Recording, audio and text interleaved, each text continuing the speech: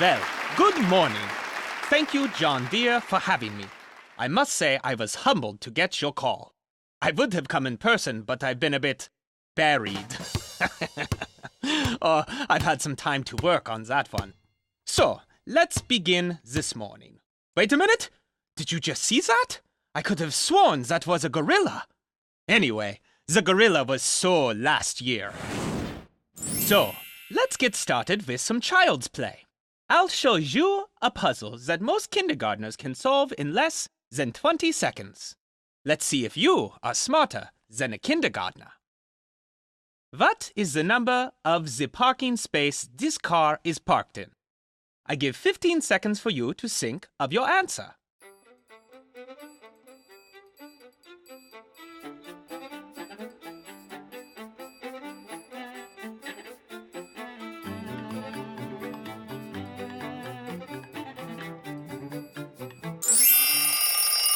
Have you the answer?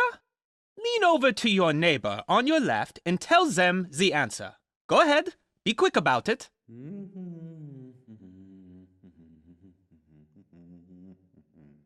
Are you ready? Now, I save you some trouble. The answer is 87. Did you know it? Did your neighbor? Raise your hand if your neighbor knew it. Come on, is that all? Congratulations! You can solve the puzzle for a kindergartner, according to Facebook. Now, I address you who didn't know it. Look here. You can easily see the answer is 87, yes? How is it that a child can come to this answer in less than 20 seconds and you could not? We will discuss now. The answer is simple. A child would not assume this drawing could not be rotated. A child will naturally ask more questions to find the correct answer. If you are a parent, you already know this simple fact. Children ask more questions than adults. Children are always asking why? Thank God that part of my life is over. As we age, we ask fewer and fewer questions. For example, a 4-year-old child averages 400 questions per day, while a 7-year-old child averages 140 questions per day. Meanwhile, the average adult asks only 20 questions per day. Why is this? Have a guess?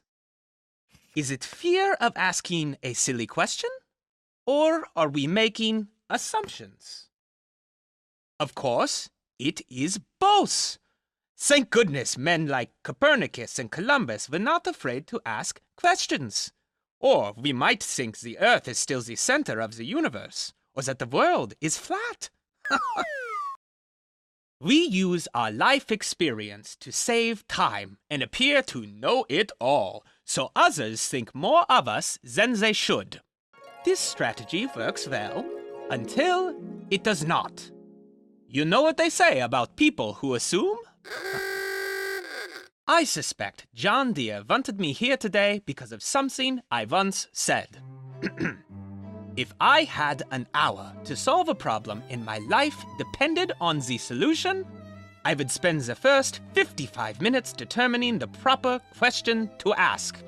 But once I know the proper question, I could solve the problem in less than 5 minutes. So, I ask to you, if you had 1 hour just to solve one of your customers' problems so you could feed your children or yourself this very night, how should you spend it? How many assumptions would you make? Not many. I thought not. Attention, please. Assumptions are the enemy of understanding. The more you assume, the less you actually understand, yes? You know this. Truly understanding customers. What your customers want is the path to selling more, yes? You know this too.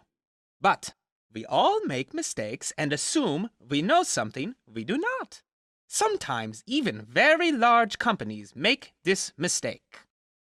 In 1992, the Coca-Cola Company replaced their #1 selling cola with Coke 2, something you may have heard called the new Coke, because they were losing significant market share. In blind taste test, customers preferred this new Coke to their rival Pepsi-Cola. But when new Coke was launched, the American public's reaction was negative, even hostile, leading Coca-Cola to reintroduce their original formula 3 months later, which led to a significant gain in sales. You don't have to be a genius to see the problem here. There are 4 P's in marketing, and Coca-Cola assumed their biggest problem was the product, when in fact, it was how they were promoting their flagship product. Maybe some of you are too young to know that one. So, now we discuss Amazon Fire Phone. In 2014, Amazon Fire Phone was introduced. The price of the phone dropped like gravity on a rock, from $200 to 99 cents. After how long?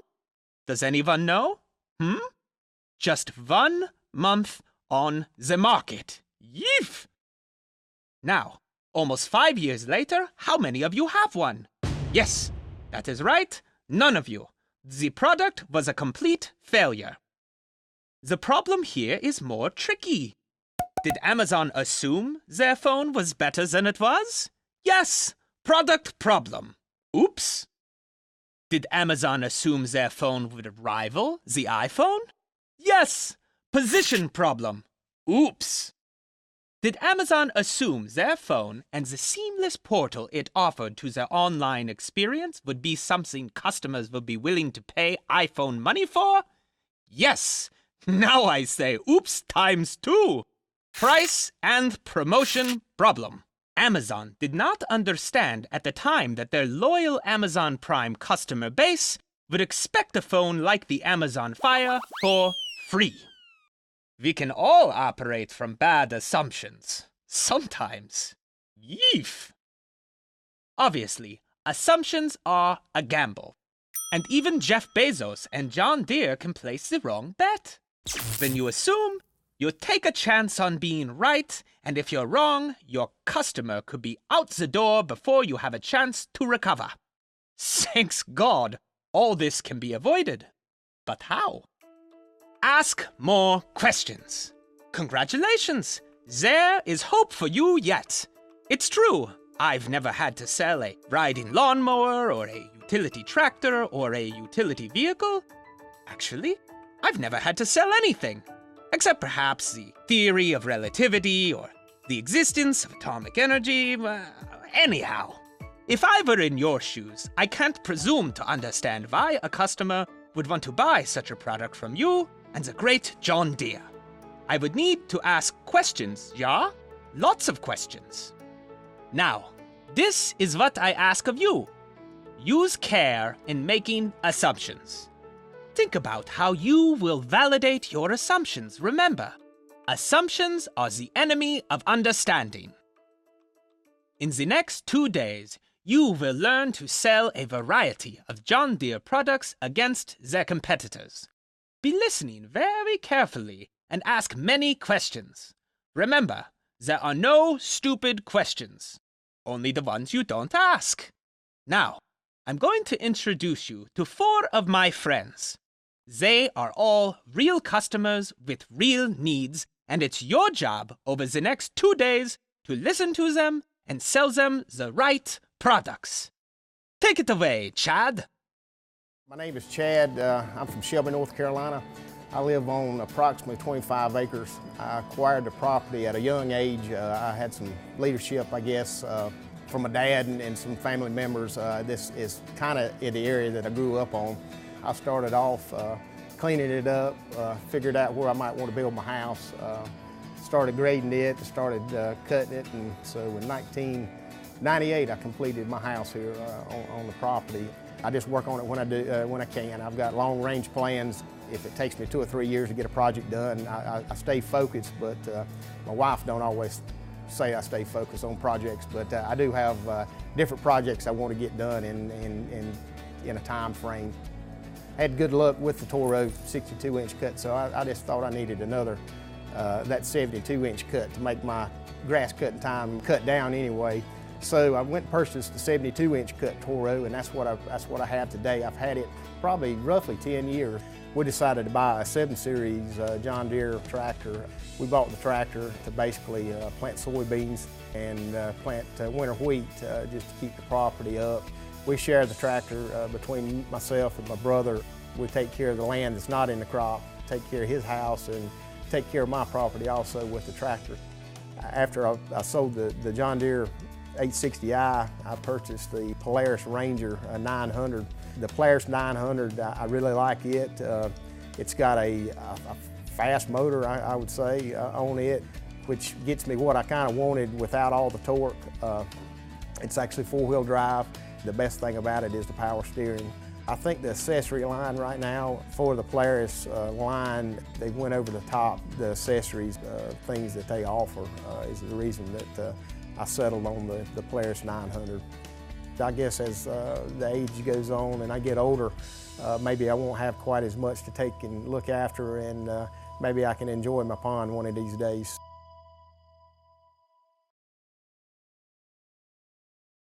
Thank you, Chad. I have many questions for Chad. Do you?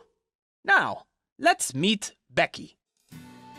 Hello, my name is Becky. We have a farm here in Apex. It's 90 acres total. We hay 60. We've got a boarding operation on the other part. I board and train horses for dressage. I have probably a total of 30 students. People trailer in for lessons as well. We put a covered arena in, which has made a huge difference. It's just expanded our whole focus here. We have clinics here, we have shows here. We have a lot of equipment that we use a lot. We have a 5105 that we got from my father-in-law. It's a bigger tractor than we had before. It's 55 horsepower, I believe. We drag the ring with it. We use it also to grade the driveway. We dug ditches with it. I also use it to move round bales, and then also for pushing up the manure pile we use it. We bought a golf cart after we'd been here probably 2 years, because as we were expanding, we needed it to put hay in the fields and also to turn the horses out. We use it to put hay in the stalls. We use it to pick up manure in the paddocks. We use it for small debris if we need to pick things up. We use it really for everything. It's just extraordinarily handy. I think the relationship with the dealer is huge. Do you trust them? Can you just call them and say, hey, I need a whatever, and they'll bring it and they'll let you try it, and then if it doesn't work, they'll bring it back. I mean, that is huge. That's how I buy everything.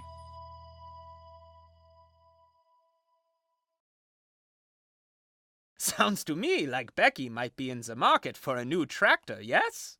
Okay, now you are in for a real treat. Meet my friend, Don. I'm Donald. I live in Stanley County, North Carolina. We farm cows. We got 140 acres here and a couple hundred down the road. So I've got maybe 200 cows part of the time. I like the cows. I think it's peaceful. It's a whole lot like playing golf. You can go play with your cows. I bought this place in 1974. It was 55 acres on this land right here. And then in 1988, I bought that 58 acres. And then 98, I bought the other 2 tracts of land on the other road there. Trying to keep it up is a little bit of a challenge. As you get older, it takes longer to do things than it used to, it seems like. Sometimes we work in the fences, check them with the golf cart. Sometimes we use the four-wheeler. The four-wheeler works real good because it's a lot faster. More than I used on the McCormick up and down the ditch. I bought that just to mow around the pond in places that I can't get. I bought that 85 horsepower McCormick tractor. I bought it at the auction. I like it, it works good. It has a cab, it has air conditioning. I think as you get older, that stuff makes a big difference. I've got this tractor I bought John Deere a couple years ago. Never had a brand new tractor before. I thought it was pretty and I kind of fell in love with it. It's a nice piece of equipment. I bale hay and plant seeds and just anything that comes up on the farm to do.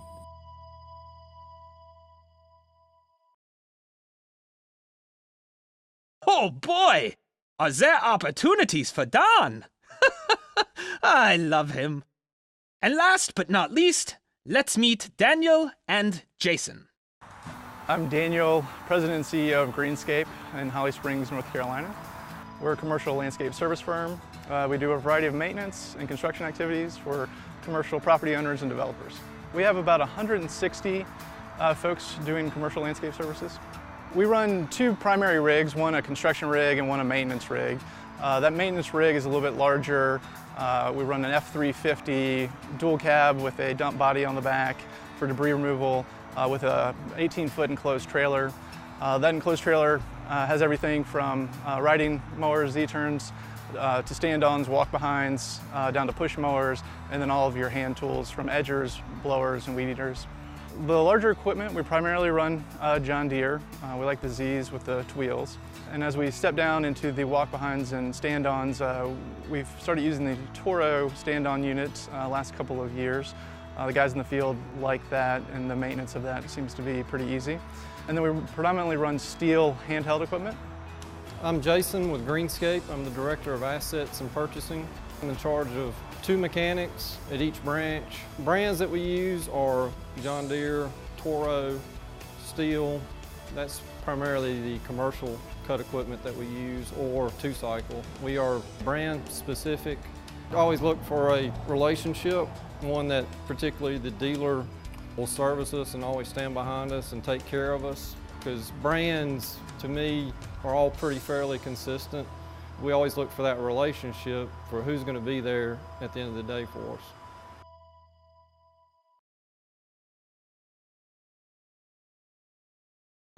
Now, pay attention. Know-it-alls don't assume. They may not even have all the answers, but they do know how to ask the best questions. And the math says this: closing rate equals F. Good questions. Your closing rate is a function of good questions. The more good questions you ask, the higher your closing rate will be. Thank you all for listening to this Know-It-All Ramble. Enjoy John Deere Training Camp, and don't forget to ask those questions!